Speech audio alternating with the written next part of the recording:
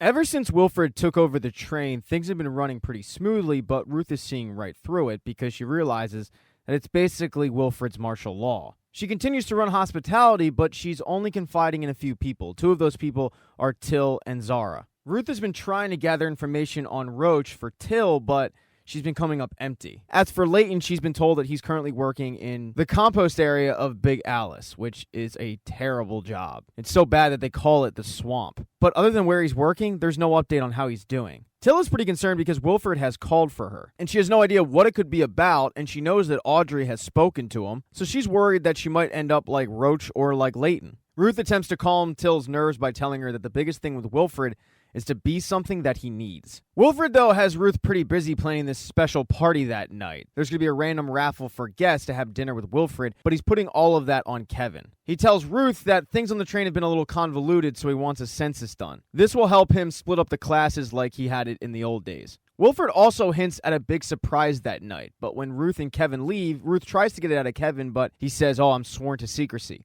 They then walk into Dr. Pelton's office to find that Dr. Pelton's private medical files on all of the passengers have been confiscated. Ruth turns to Kevin asking, what is this all about? But Kevin is pretty sheepish about it and says, well, I guess Mr. Wilford's just seeing what everybody can contribute. Now, there's also a questionnaire that's going to go along with this census asking if you were a ticketed passenger, did you help with the rebellion? And none of this sits well with Ruth, but she has no choice but to bite her tongue. Now, the social classes aren't the only thing that Wilford is splitting up. He's also splitting up Javi and Ben, sending Javi to Big Alice. And Javi is kind of panicking. He feels like Wilford is just picking them off one by one. But Ben tries to calm him down, telling him that Wilford can't afford to lose another engineer. He also reminds him of the mission at hand, getting back to Melanie. And while it's true that they haven't heard from Melanie in 10 days, Ben reminds them that that's something Wilford doesn't know. So if they can just hold this out and get to Melanie, they'll be fine. Right before he leaves, though, Ben reminds him that they'll be monitoring every single little thing that he does, so just be careful. And then Javi heads to Big Alice, where he's met by Alex and a whole lot of attitude. Alex immediately tells him, don't touch anything, but Javi puts down a little Hawaiian woman figure and tells Alex that he thought she'd like it because he brought it over from Snowpiercer and it was her mom's. But it backfires. She yells at him saying, don't try to butter me up. She then starts feeling the train, and Javi cracks up saying, when your mom came back from Big Alice, she mentioned how you had the touch, and something that I don't have. But Alex isn't in the mood to talk to Javi, and she actually leaves him, telling him that she's going up train because it's a big day on Snowpiercer. Now, while Javi was getting reacclimated to his new role, Till had to go meet with Wilford, and Wilford tells her, I really don't know what to do with you. And Till reminds him that 8 of the breachmen were murdered, so she could start there, find the murderers. But he says, train detective, that's a Melanie thing. I never needed it. You know why? Because there was no crime under me. But Till tells him, you can't be that naive. And Wilford whispers to her, and you can't be that innocent. She then asks for an update on Roach, saying that some of the passengers are wondering where he went, and Wilford tells her the truth. Roach and his family are in drawers, and they can come out when everything settles down. And that's a big surprise to Till, who tells Wilford that's not going to sit well, and he says, I'm aware, but I've got a surprise that will boost the spirits of everybody. He then instructs Sykes to take Till down to car 272, and car 272 has been closed for a long time. And the fact that it's being opened is the big surprise that Wilford was hinting at. And when Till gets there, it's this giant carnival car that's really made for kids. She's greeted by Ben, LJ, and Alex.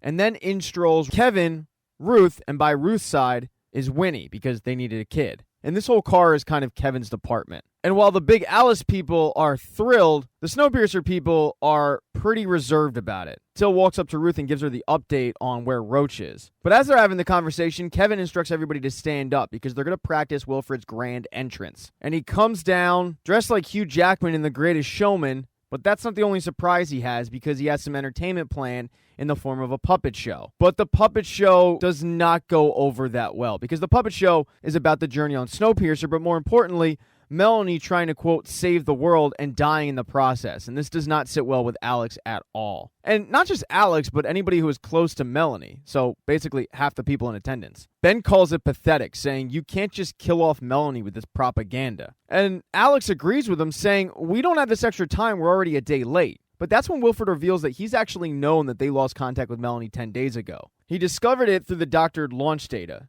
And this comes as a big blow to Alex, who had no idea. And it forces Ben to admit, yeah, we did lose contact with her. But don't give up hope, because Melanie's a fighter. I'm sure she's still there. Wilford then excuses everybody, sending Ruth to get ready for that night and handing out the tickets, but nobody's in that great of a mood. And one person who's going to be invited but wasn't at this practice run is Zara. So Kevin stops by to give her ticket, but Zara is talking to Winnie because she's using Winnie as a message courier, telling her that she needs to get a message to Josie to find Leighton and Compost. They need to get an update from him, and it's important that it happens tonight because Wilford will be busy. So Winnie takes off to get that message to Josie, who is pissed off at the Headwoods. She tells him that she didn't consent to be the female Icy Bob. And yeah, it's great that she looks better than she did when she showed up, but she demands to know what the hell they did to her body because she feels different. And the female Headwood says, well, before you get angry, when you put your hand in there and it didn't fall off, you felt a little bit of a rush, right? And it's something that Josie deep down knows is true. So they actually convinced Josie to not just put her hand in that tank, but her full body in, freezing her, just like Icy Bob, seeing how long she can last. Josie does eventually get Winnie's message and heads down to meet with Leighton, who sees that she's doing better. Josie then reminds him about what they're fighting for, a life outside of the train. She says, I can try to get you out of here, but he says no, he's got a plan for you. Stay where you are. She admits to Leighton that she doesn't know what's going on with herself. She feels like she's being reborn. Right before their meeting ends, he tells her to keep faith in the others, they're still together, and that they will finish what they started. Josie, however, isn't the only visitor that Leighton gets that day. Wilford stops by to gloat. Leighton is down in Compost with not much to do but work. He has been able to stash a few items that have come through the chute, minor things like a shard of glass that could be used as a mirror. But when Wilford starts by, he just starts trying to needle at Leighton. But Leighton gives it to him right back, saying that he's nothing more than a white dictator with a train set, and the people that are under him will never love him like he wants them to. But Wilford ends up winning this pissing contest when he brings up Zara, and that just sets Leighton off. Wilford then leaves to get ready for that night, and Ruth has everything prepared, waiting to see the passengers. But when they arrive, Ruth quickly realizes that there was nothing random about this selection by Kevin, because the guests are Till, Zara, LJ, Osweiler. And Ruth isn't the only one who's realized this. Pretty much every guest has as well. LJ tells the group, no, I'm super excited. And Till turns to Alex and says, what about you? Are you super excited? And Alex says, no, I think we're all screwed. A short time later, Wilford finally makes his grand entrance with Audrey, and they're yucking it up, but they're the only ones laughing. They all then sit down and eat with one empty seat that Ruth asks, should I clear? And Wilford tells her, no, we're expecting somebody else. And this meal is pretty contentious. Zara starts it off by calling Audrey a whore for selling all of the secrets that she heard in the night car to Wilfred. Alex also gets in on the Audrey bashing. But the friendship between LJ and Alex withers away when LJ starts going in on Melanie. She tells everybody that Melanie lied about what she did on the train, and after LJ found out her little secret, Melanie had no choice but to reverse the verdict. But none of that really makes sense, and Wilford calls her on it, saying, wait, so she had to reverse the verdict, which means you're guilty. And LJ starts trying to walk it back, but Osweiler actually comes to her defense, telling Wilford that LJ has changed. She's learned work ethic. She's a different person. And Wilford turns his attention to Osweiler, asking, why should I even keep you around? And Osweiler gets up, goes down to the piano, and shows off a hidden talent that no one knew about as he plays and sings. And this makes Audrey a little self-conscious, who dismisses the whole thing. But when Wilford turns his attention to Ruth, Alex warns her, don't believe anything he tells you, because he has no intention whatsoever of going back and getting Melanie. And he admits as much, saying that he's not going to risk taking 2 trains on that track. She also asks Ruth, do you know what the census is for? Did he tell you what he did on Big Alice? Well, let me tell you, because originally on Big Alice, we had 200 people. But when he saw what kind of drain they all were, he started killing people, men, women, and children. And then Wilford slams the table, yelling at Alex, how dare you make me relive that? He demands that Alex be taken to the brig, but right before she leaves, Alex turns to Ruth and says, Ruth, he's coming for you.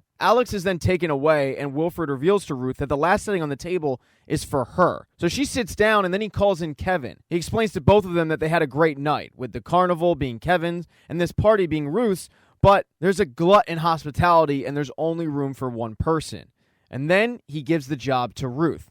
And she's relieved, but he tells her that in order to have the job, all she needs to do is address the train and tell them that they have no plans on going back for Melanie. And that is something that Ruth just cannot do. So as she's crying, she tells Wilfred that she's turning down his offer. And then she stands up, takes off the teal jacket, hands it over to Kevin, and is escorted over to Big Alice. After the party, Wilfred starts walking with Till, saying, I found out what job you can do. You can be my advisor. You can be my moral compass. You can show me where I go wrong. And then he opens a door and reveals a bunch of people hooked up to gas masks. He tells Till that these are the people that killed all the breachmen. And with one switch, their lungs will be filled with the air from outside. All Till needs to do is give the word, but she doesn't want to do that, saying they deserve a fair trial. She reminds him that all of those people were acting on his behalf, and he says, yeah, well, pretty much everybody does. So she advises him not to do it, and he says, okay, well then you should leave, because you're not going to want to see this. And then he goes over and pulls the lever, killing everybody, but he didn't give Till enough time to actually walk out. So Till has to watch all of these people die. Wilford then heads back up to the top of Big Alice, where Javi is still in charge, but it's pretty awkward because there's an orgy going on, and it's pretty distracting to Javi. But during this key party, Javi faintly hears on the radio Melanie calling for Snowpiercer. He then, however, notices that Wilford is walking towards him, so he shuts the radio off so he doesn't hear it. And Wilford starts bashing Melanie, but Javi excuses himself to go to the bathroom because he knows he needs to get word that Melanie's made contact. So what he does is he writes a message on a piece of toilet paper and puts it in a lipstick tube and flushes it, hoping that it'll get down to Leighton. But Leighton isn't actually the one who finds it. It's Ruth. Ruth has been given the same job as Leighton, and she's pretty depressed about it. But when she finds the message, it gives her hope. And when she shows it to Leighton, he says, all right, Ruth, are you ready to get out of here? Thanks for checking out this recap. Please consider subscribing to this channel. Like the video if you liked it. Hit thumbs down if you don't. Be nice in the comments section. Nasty comments hurt my feelings. I work hard on these. If I make a mistake, it happens. If you don't see the next video up in the end screen, it'll be up soon. Sharing is caring. Put it on your MySpace page or your away message. And check out my podcast, Scene Invaders, wherever you listen to podcasts.